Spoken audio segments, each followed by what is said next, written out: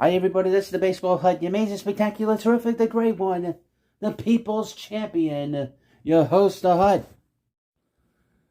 The Mets have made a big decision on Francisco Alvarez and his status for this season, and you're going to find out about it in this video right now. The Mets have decided that they are going to send Francisco Alvarez back to the minor leagues.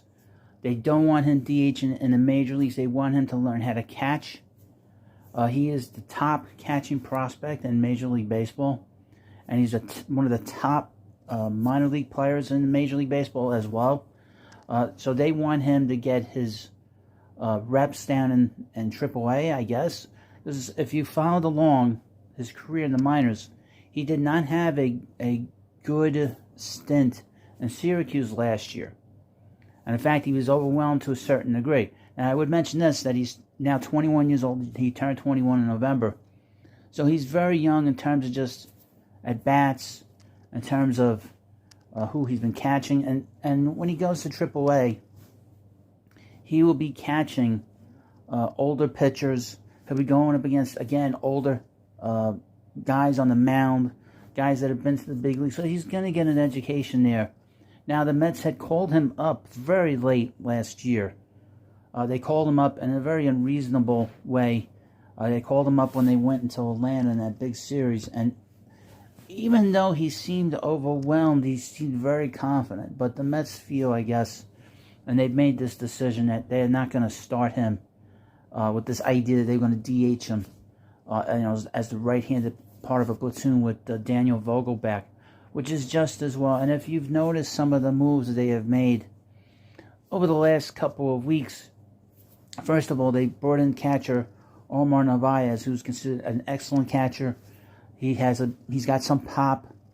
He hit left-handed. He did say, and this is Narvaez, when he was introduced, that he wants to mentor. Francisco Alvarez, which I think is interesting, because I did not hear anything about James McCann wanting to mentor Alvarez, and that might be a reason why they moved him as well in that trade to Baltimore. Also, the other day, which I did a short video on it, I'll put the link into that. You can sort of check it out. It's a very short, few-second video about how the Mets signed Tomas Nido to a 2-year deal, basically avoiding the last 2 years of his arbitration years, which I thought was interesting. So really, the Mets are kind of have two players there that are good defensively. They do a lot of different things offensively. Would mention about Tomas Nido, he did lead Major League Baseball in sacrifice bunts.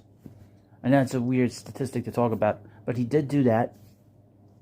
So the Mets have shored themselves up defensively. I think that defense is much, much better than it has been over the last 2 years behind the plate, and really for quite a long time. Been much, much better behind the plate.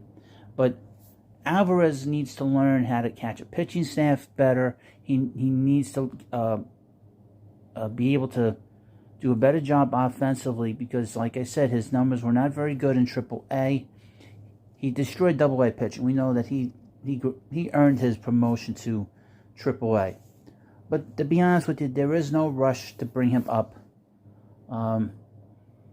They will get more offense out of the catching position with Narvaez here. Defensively, they're much better. Just give this kid some time. If he's as talented as they say he is, he will force his way onto the team at some point this season. And he could very well win Rookie of the Year. But he's just not ready yet. I think defensively he needs a little bit of work. Not that I saw much of him. I think they may have caught him maybe 1 or 2 games when the Mets came home in that last series. But offensively, he needs a little work. He's got tremendous power. If the Mets can tap into that power, they're going to have something very special. When the scouting report is you're compared to Mike Piazza as a power hitter, you take notice. And that is his best tool. His second best tool is that he can hit. But his best tool is his power. Tremendous power to the entire field. So, gotta take your time. He's 21 years old. And but I think you can let me know if it's the right move. And of course, if you think that's the case, please subscribe to the channel, this channel, The Baseball Hut. Or if you don't like it, leave comments, subscribe to the channel. I do talk to everybody as much as I can. I do respond in some way. But I want to thank you all for coming by. Please subscribe to The Baseball Hut, and I'll see you later.